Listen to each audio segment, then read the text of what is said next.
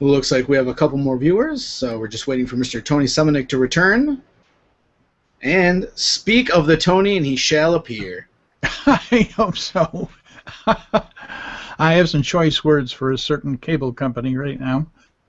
All right. Wonderful, fine cable company that yes. hope doesn't punish Tony for speaking ill of them.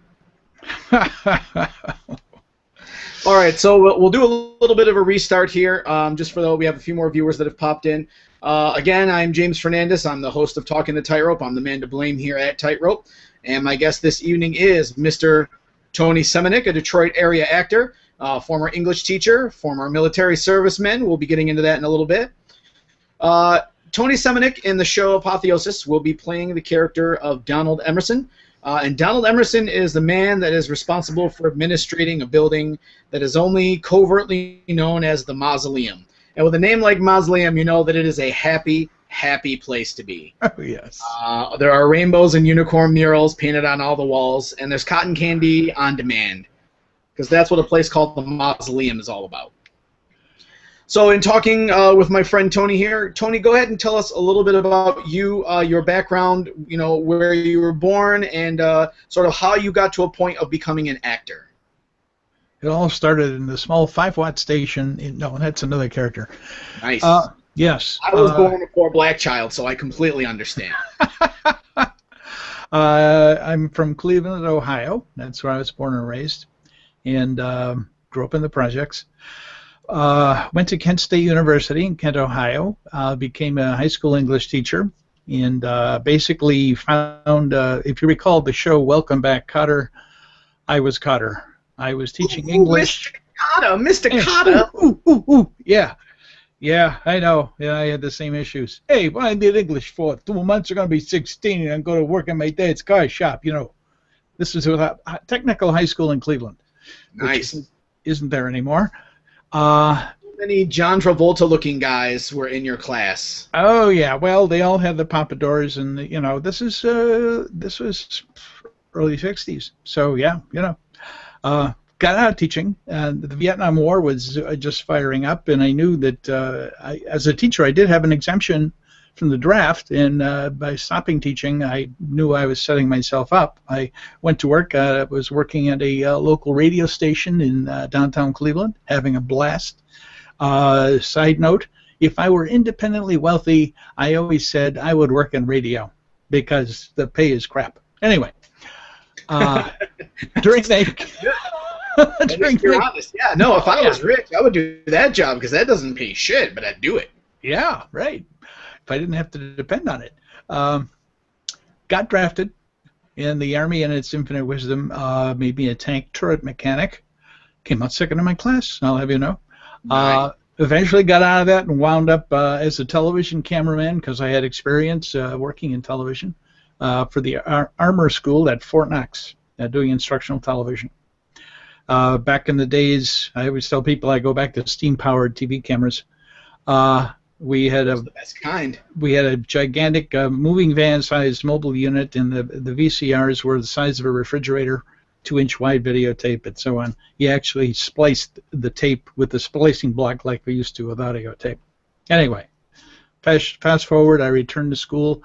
My interest had always been television. When other kids in school would draw pictures of battles and that sort of thing in their textbooks, I was drawing TV cameras, studio setups, that sort of thing. So I was a video geek from the word go. Nice.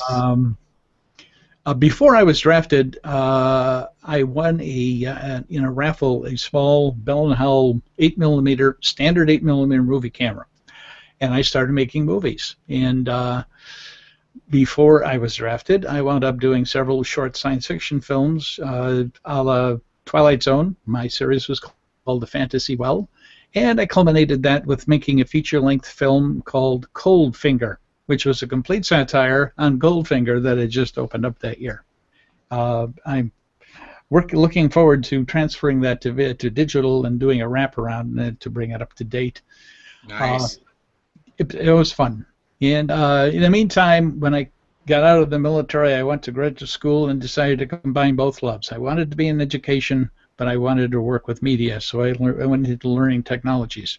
And that's where I spent most of my career, is in college and university media operations, running them, which means I had experienced everything from graphic design to videography, editing, linear editing, reel-to-reel, back up both machines, hit the buttons together and pray, kind of video editing. That was a blast. All the time working in theater. My first theater experience was in '64 when I was in college as a speech minor, which I became a speech minor because I could take broadcasting courses then. I had to take a one act drama course, one act theater, and as a requirement, we all had to audition for plays, and I got cast. I wound up playing Daddy in Edward Albee's The American Dream in '64, and that did it the bug bit. And for years after that, when I worked in colleges and universities, departments, doing a lot of theater. I was kind of drafted into that, and I just kept doing it. And I got my wife involved. We did shows together, and I did community theater as well. For a long time, I stopped acting, and in my last job, which was at Focus Hope, a nonprofit in Detroit, which I retired from about a year and a half ago, a colleague of mine who was in the community theater said, you know, you're getting up there in age, and you should get back into theater. And I said, well, you know, I'm not crazy about crossword puzzles, so acting, that's good mental exercise. Yes, yeah, something more stimulating than. I mean, the crossword puzzles are fun, don't get me wrong. Oh, no, boring. Anyway. All right, Tony Semanik hates crossword puzzles. All right. That's right. But boom, lock. That is public, sir. That is public knowledge now. Exactly. So up to that point, most of my experience had been on stage. Well, all of it, basically. So the first thing that came along was open auditions for student films at Wayne State University. The Wayne State Student Film Program, the senior project, capstone project, is the students had to write an original screenplay, cast it, shoot it, edit it, and present it, which means you got a DVD. So I went to a casting call. I wound up with 2 roles. I've since done 16 Wayne State films. I love working with the kids. You're all kids to me, kid. Anyway. That's all right. I will get off your lawn as soon as I can, sir. I'm sorry. You bet, before I reload. So that got the ball rolling. And I did as much theater as I could, as much film as I could in the meantime. But having a day job, that kind of gets in the way. So I told myself when I retired, I'll just jump into this as much as I can. And that's what I'm doing. So I'm doing shuttle projects, and I've gotten involved. I'm doing an audio book. That's why the mic is here and all this acoustical stuff. I like it. Yes, in your secret underground audio bunker there. Underground lair. Awesome. Yes, indeed. My man cave. Literally, I'm underground. Yeah, I see the soundproofing behind you and everything, man. That's pretty sweet. Yes, trade secret. This acoustical material, that is a foam mattress topper, which you can get cheap, and it makes great baffle, good sound absorbent material. If it works, it works. I mean, all I have are a bunch of stale ginger snaps painted over. So, I mean, it's sad over here. It's really sad. That's tough. I'll get out my violin. Just a sec. Yes, if you could. My Heart Bleeds for You is the song I prefer whenever possible. Very good. I'll keep that in mind, and I'll commit it to memory. Excellent. Anyway, that's what I'm here. That brings me up to date. Somehow I got cast in this production, and the concept blew me away, and I'm very excited about playing this role and about the whole concept of the story. I'm very anxious to see how it goes, because this is going to be a continuing story. Yeah, I mean, for me, it's like I'm not trying to reinvent the wheel or anything with Apotheosis. Really, I just wanted to try to tell a story that you're not getting in the genre of in comic books. I mean, it's sci-fi and there's a spy thriller aspect to it. But really, at the end of the day, I want to tell a comic book story on a smaller scale to where I'm not relying on hyper elaborate cosplay or only visual effects as the sort of hook, which just drains so much time and resources to do. Doesn't mean you have to avoid them, but it's when they focus on that, you can make some brilliant looking stuff, but at the end of the day, sometimes that's what all your time goes towards, and you can't really do much more. And another key aspect was trying to find a way to create original characters that weren't a third-rate Superman and a fifth-rate Batman teaming up with a ninth-rate Wonder Woman. It's easiest to do that because that's what people recognize the most, which I completely understand. You're familiar, you're comfortable. But when you start doing that, you either get an audience that isn't satisfied because your superior man is just a homeless man's Clark Kent, or on the other end of the scale, if it's a little too similar, the comic book companies aren't mom and pop operations anymore. They're opened by large multinational corporations, and they protect their IP voraciously, which I understand. I mean, that's part of what makes their stock price what it is. So I really want to try to tell a story from a different angle, just make some different choices, and I'm really excited to have you along. We had a few that were auditioning for Donald Emerson, and one of the things that I didn't want to get caught up in is, and you served in the Army, so most people think of guys from the military. They usually think of the R. Lee Emery stereotype, which is the guy with the hat riding downwards on the back of his head, screaming insults at everyone. Everyone's a maggot and a moron and a schmuck and a putz, and just constant yelling and screaming. Or on the other end, when it's retired, it's usually retired servicemen are always these extremely grim, gritty guys with their teeth grit all the time, that constantly drone on about stereotypical things that we would expect. And when I brought you on board, I really like it because I also know veterans in my own personal life. And the thing is, I have never met a veteran that ever fits that movie or television stereotype. I have yet to see one. And they have all sorts of jobs, all sorts of careers. Some are retired, some are still working. But I just have yet to find R. Lee Emery, except in R. Lee Emery, as it turns out. Well, thank you. I appreciate that.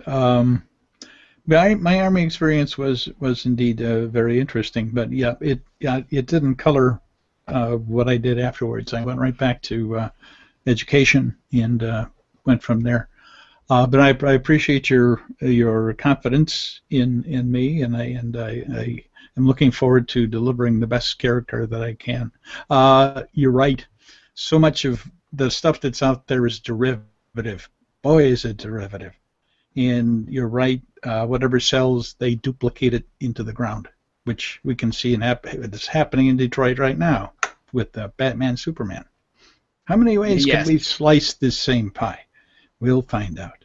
Anyway. Oh, we're gonna definitely find out when it comes to that bad boy. I think they're adding new main characters every 3 weeks, is what the schedule appears to be roughly. Oh, really? Yeah. Well, I mean, at this point, it's Superman and Batman, and then they also have Wonder Woman, and then they've also announced Aquaman and Cyborg and Morgan Edge and Jonathan Kane and Alfred. The new Alfred is in there as well. And that's on top of Perry White and Lois Lane already in there. Yeah, there's new every week. There's a new. All right, well that was completely frightening. I am getting very angry, and you don't want to see me when I'm angry. Oh, wrong character. No one wants to see me at all, so that's fine. Not with this mug. See this moneymaker? It makes pennies. It makes pennies at best. Oh well. All right, while we're doing this here, I'm resetting my lower third. Sorry about that, folks. Did it crap out for you as well, Tony? It certainly did. All right, well, I'll be able to get back in. When this will be edited on YouTube, I'll be able to put both of these together and actually cut out the dead space. Oh, good. For those of you still with us live, sorry about that. There was a server crash immediately. We both got the error. Lots of fun here. Yeah. I love it.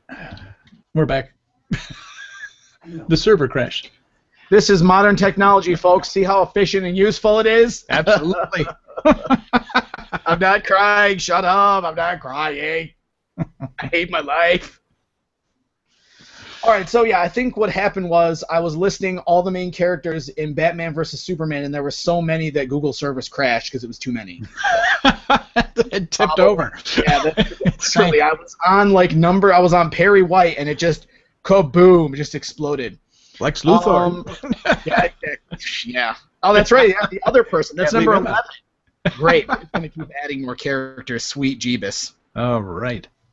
All right, so if you can, Tony, at this point in the second half of our show here, Let the audience know a little bit of why, what is it about Apotheosis that made you decide to be a part of it? You did your audition, and then you were offered the role. What was it that, for you, made you decide, yeah, I want to portray this character?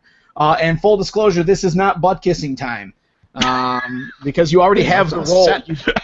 You don't need to do anything else, Tony. You already got the role, buddy. You're locked. Well, that's it. Just let the audience know what was it that made you decide, yeah, I want to accept this role. I want to play this character. Okay, this is not butt kissing. Let me preface with that. But you were a damn big part of it. I mean, your spirit and your eagerness, and then I saw the script. The writing was excellent. I thought the concept was great. This was a non-conventional, story-driven comic book tale, if you will, not the usual drivel. And I wanted to be a part of it. I basically, and then I saw where you were shooting with 2 coasts. Well, I'm coast and a half, as I described in my own letter. It's East Coast and sort of North Coast. After all, Michigan has more coastline than California. That is true. Take that, less mudslides, more coastline. Ba-boom. Ba-boom. You got it.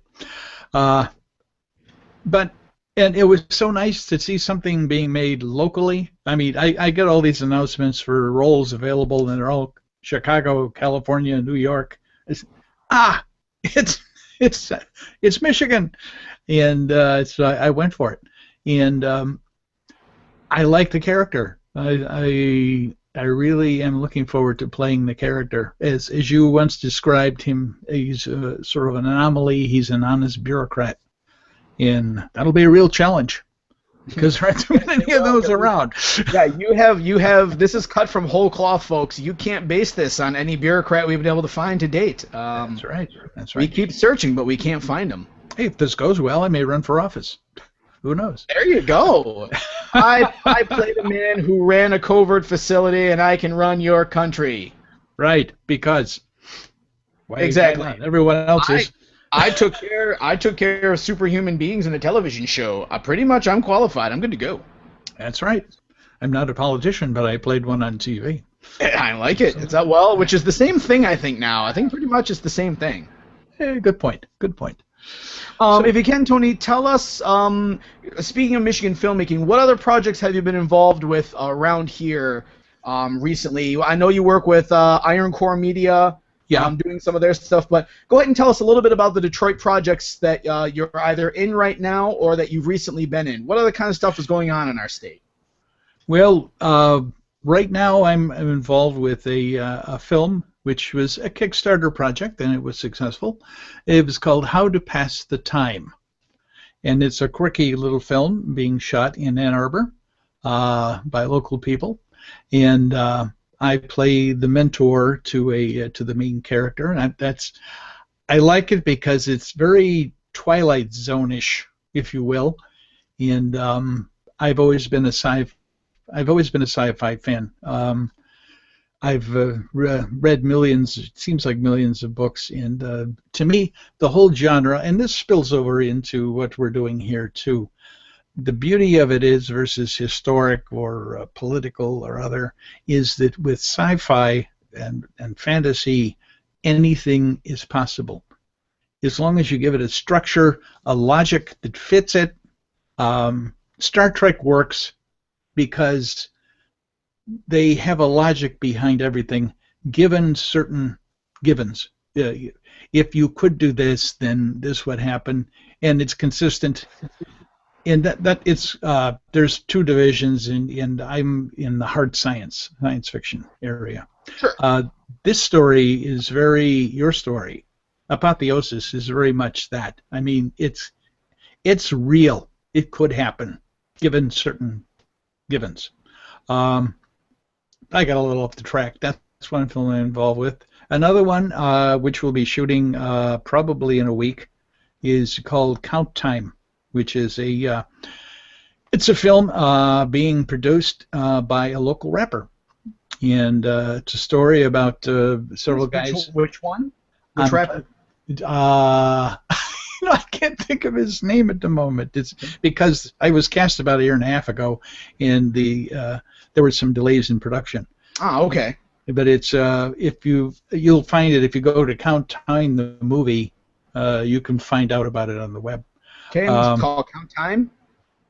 Count Time, the movie, and All right. count time is a term that people who have been to prison use when they're talking about the kind of time that they're serving, time that counts. And it's a story about some guys who are all getting out the same day, and they're all talking about how they've been betrayed. And there's 3 stories within the story, and then a wraparound story. And I'm in one of the stories. I play, here we go again, a child psychologist. I'm getting stereotyped. That's another reason I liked your film, is because it breaks out of the mold I usually get stuck in.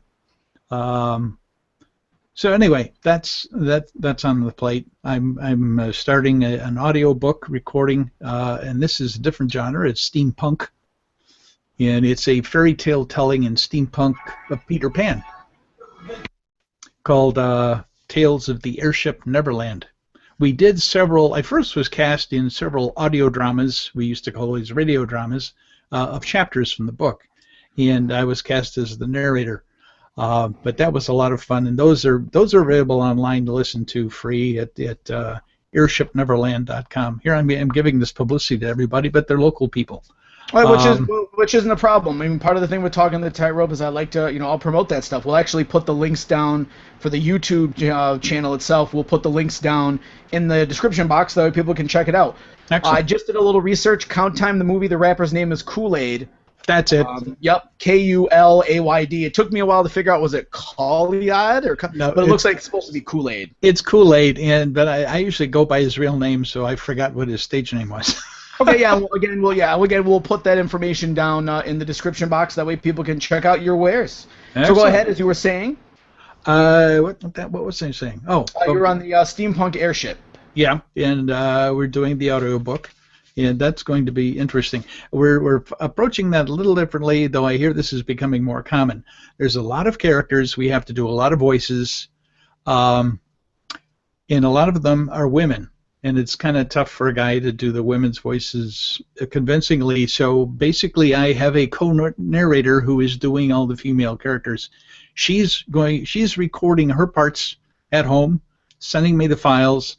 I'm recording the rest of it and plugging it all together. We're going to piece this together, and it's going to be fun. Hey. Yeah. The magic of nonlinear editing. It is sweet. It's okay. My executive assistant, who just slipped through the door, is watching upstairs. She said it's Jason Kool-Aid Clayton. That's his actual name. Okay, so Jason Clayton, a.k.a. by his rap name Kool-Aid. All right, we'll put all that information down there. Thank you very much, Miss Executive Assistant. Thank you. She's off. Must be nice. It's called marriage. It's called marriage. Oh, you mean the boss. The boss came in. Yes. Okay. She lets me think she's my executive assistant. It's the other way around. Excuse me, I'm going to open the door. I'm just saying, now that we know it's the boss, you're all like, oh, my assistant. I mean, yes, ma'am. Yes, ma'am. I'm sorry, ma'am. You got it. Who, by the way, is an excellent actress if you're ever looking for a real kick-ass female. That's all right. Well, that's directly the words from the employee's mouth about the boss. I like it. Absolutely. She's great. We'll call her the boss. And that'll be her official name. She's a fantastic cook. I have the pounds to prove it. Moving on. Exactly. The boss is starting to get embarrassed now, and I see how this is. Absolutely. I did a film a year ago called Minor Chance. And that was a little departure, and it was a story about a grandfather and his adult grandson. The grandfather's got Alzheimer's, and he's failing, and the grandson is basically, it's a relationship film. But it was very interesting learning to snap in and out of reality on cue. Sometimes I was there, sometimes I wasn't. And it was a great experience. That was another production out of Ann Arbor. I've done several things. Did a feature film a couple of years ago called Kidneys. That was a comedy, and that one was fun. I played. They're all fun. I played a dead uncle. An uncle. All right. raised a young man and died in a terrible accident because he followed somebody's suggestion that skiing and hunting at the same time would be a cool idea. And he had a little That only problem. works in James Bond films, man. That only works. Only in James Bond films. And terrible pun line is my character's name was Uncle Tom, and I had a cabin. Oh man! They did it. They did it. Anyway, Thanks. Was that like on a bed or something? Man, damn. it's in the film. But anyway, the young man is starting to do something which isn't quite ethical, and I keep popping up in sort of his Jiminy Cricket. By the way, Uncle Tom also was a Vietnam veteran, and he brings in elements of his experience in Vietnam as the character. That was indeed a lot of fun. Another independent film. I like working with independents. Having started with student films, I love working with the young people. I won't say kids anymore. Yeah, you can say kids. That's fine. I am so envious of the technology that has evolved today. When I was making movies, it was an 8mm standard 8mm camera. If I had been born today, I'd probably be running around with a great HD camera and doing much more stuff. But yeah, I talked to Renee Daw, who plays Emily Byrne, about that same thing last week, and even for me, yes. like I was, I'm only like 34 years old. I was born in the 1980s, and even then, when technology got a little more prevalent around 95, 96, still comparing it to 2014, it's gone like 40 leaps beyond anything we thought was even possible. I know. So it's just wow, just to see it, how fast it's grown from just a period of 20 years is ridiculous. Well, having worked in learning technologies from the 60s on, I have seen an incredible evolution in technology in general. I tell people I go back to steam-powered television cameras. It's close. I go back to Kinescope, which is pre-videotape, in which the only way you could record a television program was to aim a 16mm camera at a monitor and record it. And you've seen how that looks. Yeah, exactly. Yeah, but it's gotten us some of our most like classic footage, especially news footage. Exactly. And I think the piece you used in your first video was actually videotape, wasn't it? I think so. Yeah. Yeah. That was the interview of Oppenheimer. I think Oppenheimer. It was 54, 55. Very early. That's one of the first uses. Absolutely, yeah. And you can definitely tell because it was very rudimentary setup and all that. And they actually, in that particular interview, they actually had him recount. That wasn't like a thing he just thought of on the spur of the moment. He actually recounted those thoughts because those are the thoughts that he had silently when he saw the test at Trinity with his own eyes. But I believe in a biography, his brother remembered saying, that J. Robert Oppenheimer had said, we did it, and like sort of shook his fist like we did it. And it was only after the second bomb was dropped on Japan did he finally realize the total cost of what he and the team had created. Because up until then he saw it as a necessity to fight the Germans, and he only started having a lot of his issues and a lot of his fears after he saw America decide to drop 2 on Japan to end the Pacific theater for World War II. Just very fascinating how that all came about. Oh yeah, and he became an avid anti-nuke advocate. Yeah, definitely one of the most interesting ironies. Yes. In modern science was, he was very much gung-ho in leading the Manhattan Project. And then at the end of the day, when he saw what they were going to do with his creation, he's like, that is not what I intended for. And yeah, he created the IAEA that still stands to this day.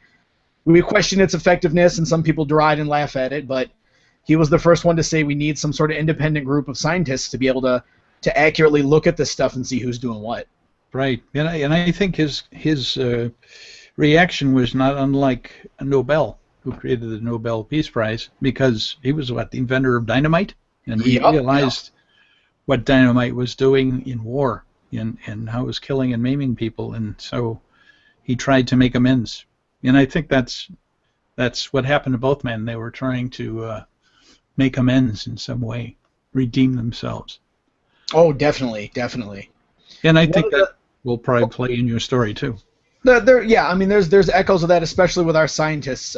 David Nett portrays Dr. Joseph Cartwright, who was part of the first project in 1966, which is very much echoes certain aspects of the Manhattan Project and what they were trying to do.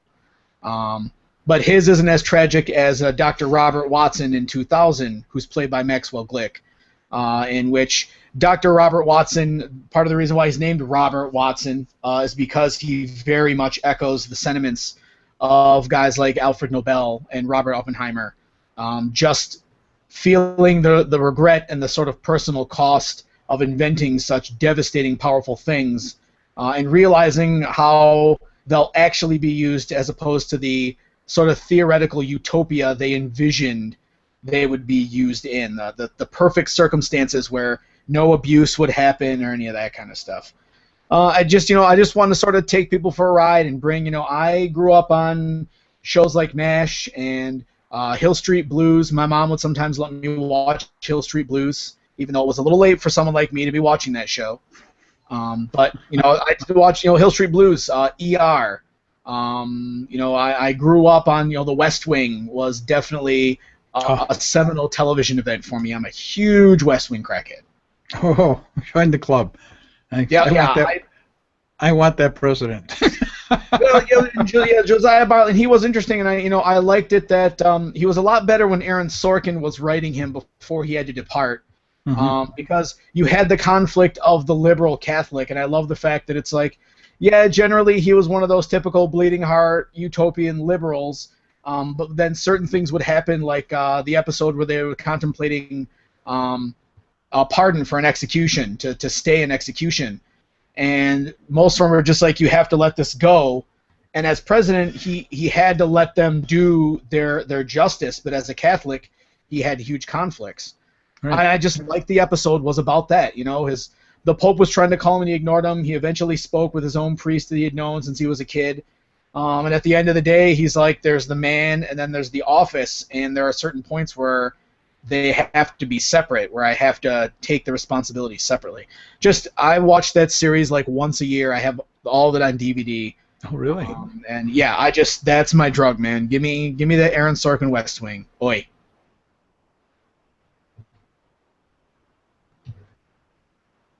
We appear to be having another funky outage of internet here for the live broadcast. Don't worry, we'll be back as soon as Google stops being mean to us.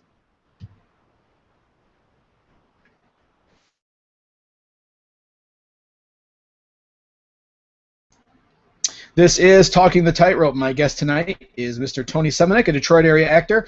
He is portraying Donald Emerson in, let me move this back a bit because my head is as large as your wall, kids. And there he goes. He rejoices. Every time I say his name, he comes back into the room. I think I know how to fix this now. You back with us, Tony? I'm back. Yeah, every time you've disappeared, I mention your name, like I'm like, oh, hold on, we're waiting with our guest Tony Semanik to return. You blink in immediately. I love it. That's my transporter's got a few hiccups. Anytime your connection starts to get crappy, I'm just gonna say your name over and over again until it just like wills the connection back. Yes, my Heisenberg compensator is a little off adjustment. Heisenberg compensator. I'm sorry. I get a little teary-eyed at Star Trek references. That was one of my favorite. If for those of you who don't know, but you're fans of Star Trek, but not as like heavily as Tony and I, there was a theory to do teleportation isn't really possible. A scientist who was named after Dr. Heisenberg basically said, look, unless you can exactly determine the very location of every single piece of every atom when taking something apart and putting it back together, you can't do something like teleportation. You'd have to be able to figure all that out.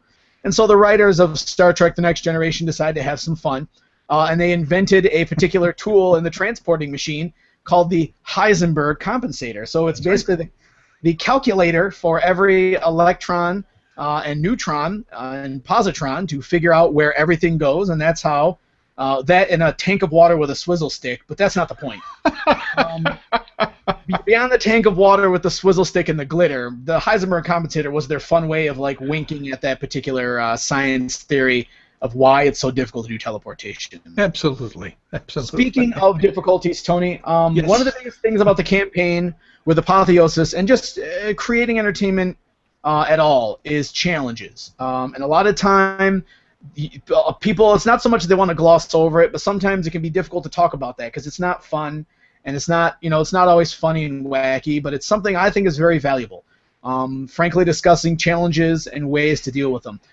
From your perspective, and in some of into the filmmaking you've done in the state of Michigan, what are some of the biggest challenges that you've either experienced yourself and/or seen others experience as well?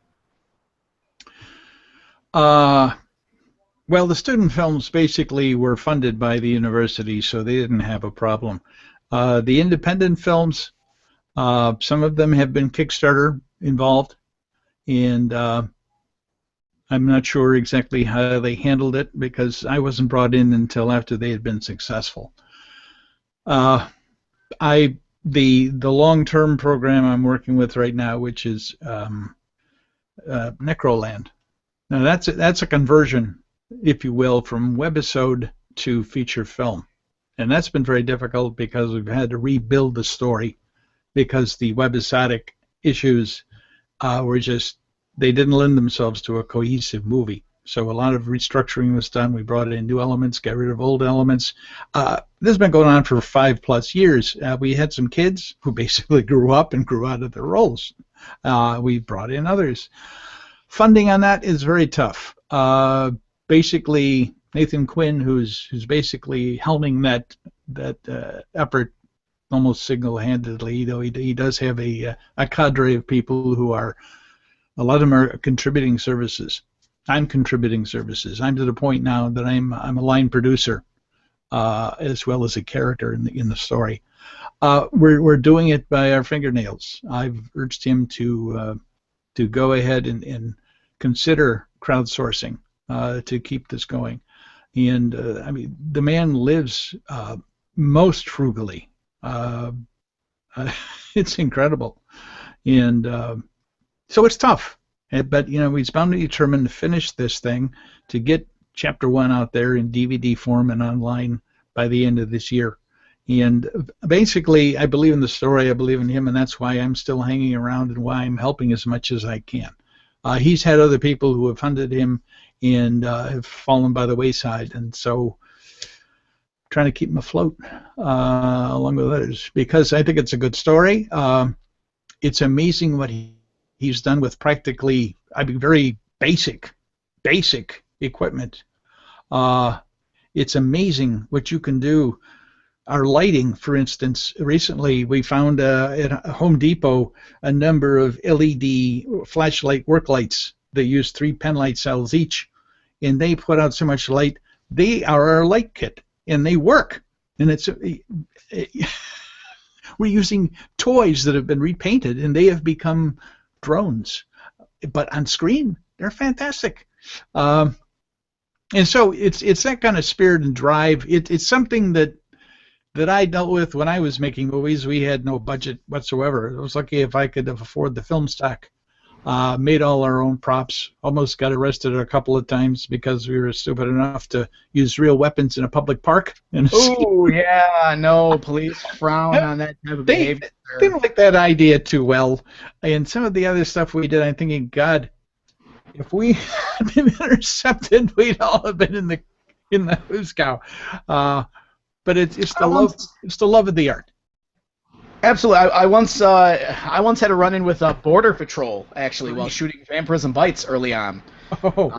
Well, what happened is, where I live, there's a ferry nearby, and that goes to Canada. And so what happened was we were shooting at a public gazebo, and anyone that watches Vampires and Bites, they know exactly what gazebo it is because we keep going back there all the time. And I saw those episodes. I looked at your stuff, exactly, man. Yep. The good old gazebo, yeah, the good old gazebo. Even Simon Polidori hated that damn place. But so what happened was, the way I was trying to set up a shot early on, I wasn't even thinking about it, and my cameras weren't even turned on at the point. But what happened was my cameras were aimed in the direction of the Border Patrol station.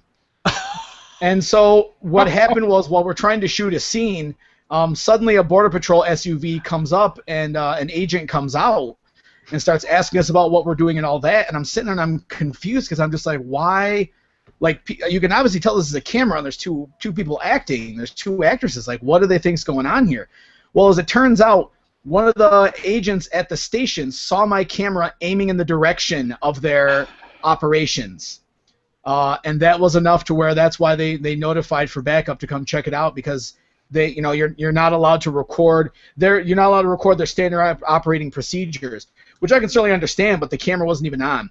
So what I had to do for the Border Patrol officer, and I completely understood, but what I told him was, he's like, can you prove that to me? Can I see what's on your camera? And so I actually had to go and I turned on the menu on the little LED screen and scrolled through every shot that was on the camera. And he would like, what's that place? What's that? And I'm explaining, oh, that's a cemetery, or that's in this place, and this is this place. Wow. And I remember, like, my favorite part was the last two lines. I sat there, and just to try to bring a little levity, I'm like, hey, once we're done with the show, why don't you, I'll give you a link or something. You can go ahead and check it out. And it's Vampirism Bites. And he cuts me off, and he literally says this: oh, don't worry. We're definitely going to be watching this show and seeing what happens. So it's like I gained a viewer. Like, yeah, the hard way. I was waiting for an email that was like, the U.S. Border Patrol has subscribed to you on YouTube. Like, I was waiting. It might be to this day. I don't know. They're probably still watching. Have you tried to fly? I'm sure that, yeah. It's so weird. I just love the way he just gave me this very serious look. He's like, oh, don't worry. We're definitely going to be keeping an eye on this project. And it's like, can you promote it at least? Do you think you can spread it around, like the bulletin board or something? Have you tried to get on an airplane lately? I have not. I'm wondering. I'll know, because if random federal agents just like, you're the guy that made that vampire show, not bad, bro. I'm all about it. That'll be great. Then that'd be great. That'd be great. Yeah, that'd be cool. I mean, it's maybe I'll be in a black site in Europe, but at least they watch the show. That's what matters. Oh, that reminds me when we went to the USSR. I'm giving my age away again. Back in '76. Tour in the winter to Moscow and Leningrad, and we were forbidden we could take pictures, but we couldn't shoot public transportation, public buildings, anything like that. So yeah, it's a little scary when we stop to think what's happening. Anyway, yeah, exactly. That's another story. Another story for another black site in Europe that no one's ever heard of. God, yes. But more fodder for scripts. Yeah, exactly. I got to figure out what to put in season 1 eventually, right? So I might as well just experience it myself and see what happens. Yeah, right. No, I'm afraid we need you. We don't want you to be detained anywhere. Yeah, I guess if I have to, give you guys the scripts or whatever to figure it out. Psh. Oh, man. All right, so if you can, what do you have? What are your most recent projects that are coming up that people can see you in or hear you in the case of your audiobooks right now? Well, again, the audio plays on airshipneverland.com, and right now, let's see, the Minor Chance film is being pulled this month, but you can see a clip from it if you Google Minor Chance movie. Somebody put up clips of it. It's actually for their use, but it features me, so you can't see the whole film. I'm going to have to talk to the producer and see if she can basically upload it for public consumption. It's a nice little film that I think needs to be seen. The corporation they created to make it has since dissolved, and that's why it didn't happen. Are the rights in limbo or something, or? That's what I don't know. I don't know why they haven't posted the whole film anywhere. A lot of the other stuff, is things, student films. Like I said, a ton of student films and stage work, which of course is not available to be seen. Those are the latest things. Not unless we have to do a live performance of it. We might start having to schedule that now. Oh, boy. No dancing. All right, well, then my plan's done. I quit. I haven't done those since my musical days, which are quite a while ago. But anyway. So that's it. I've basically become someone who's always been very much in love with theater, with acting, with filmmaking, um, and have until recently done it as an avocation, and it's still an avocation. If I tried to live on what I make doing this, I'd starve to death. I'm right back as if I were working in radio. If I were independently Yeah, exactly, man. It's just full circle there. Yeah, but no, I'm retired, so I'm not independently wealthy, but I don't have to depend on this to survive. And I like it that way because that way I'm free to engage in that which I believe in. And I got to say, I believe in apotheosis, and I believe in your spirit. And there goes a cattail. Just saw a cat creep behind you. It's all right. It's my lucky cat. Your lucky cat. Yep. I think apotheosis deserves to be made, and I'm going to do everything I can. I'm not that well networked, but I know a lot of the cast is, and I know you're working on all sorts of things behind the scenes. If we can get this thing going, if we can get that magic bullet, if we can get an angel out there who basically would kickstart, terrible pun, literally in this the case. funding stream, yes. I'm not going to give up on it. Let's put it that way. And if for some reason, if this doesn't pan out, we'll try something else. But there are other venues.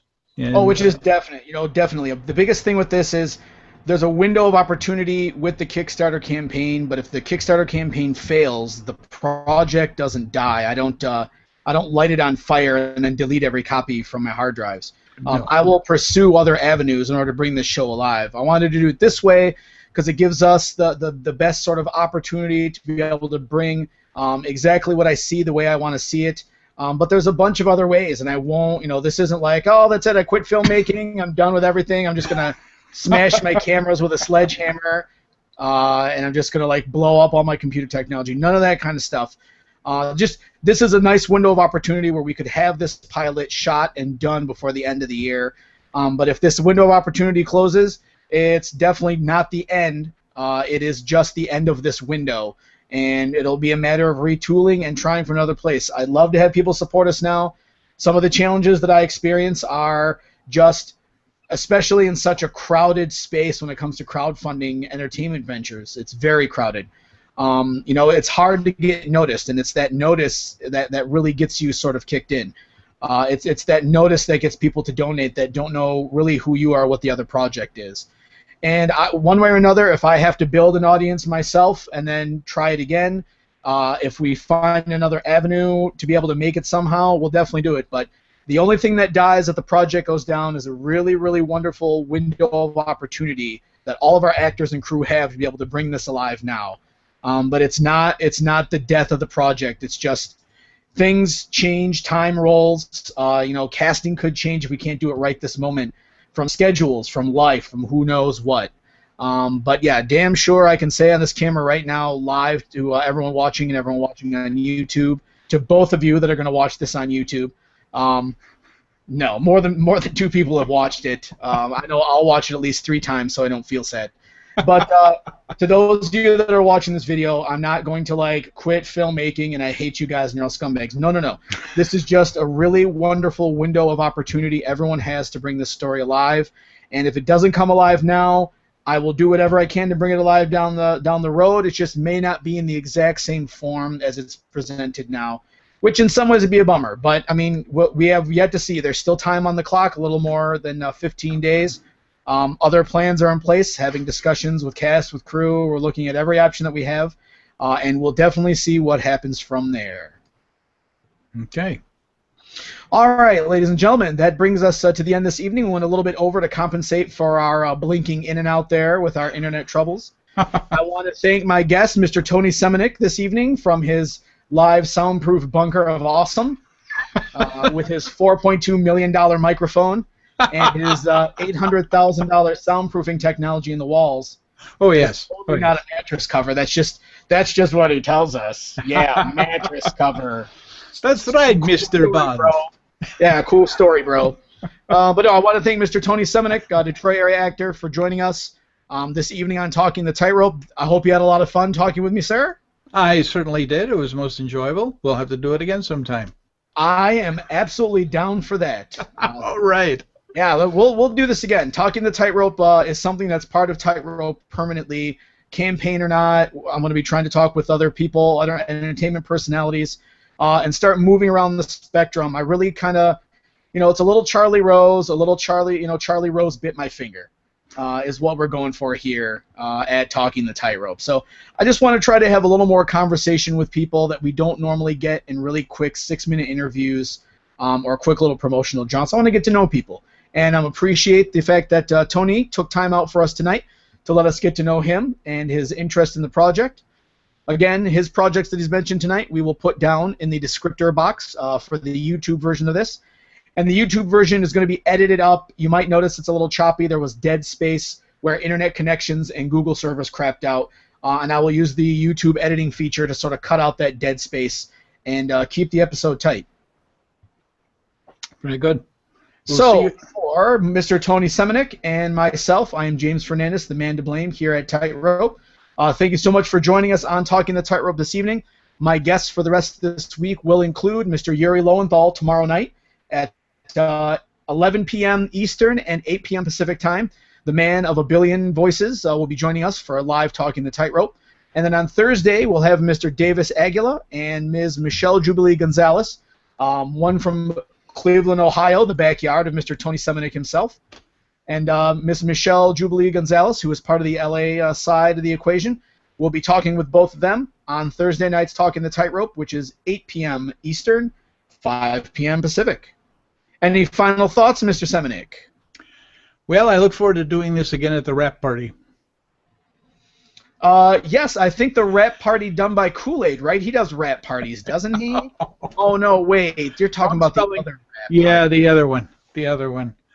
I'm really bad at understanding things the first time. It's always like I do it on purpose. Yeah, you think?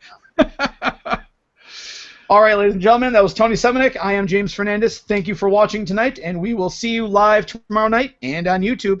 Have a good night. Good night.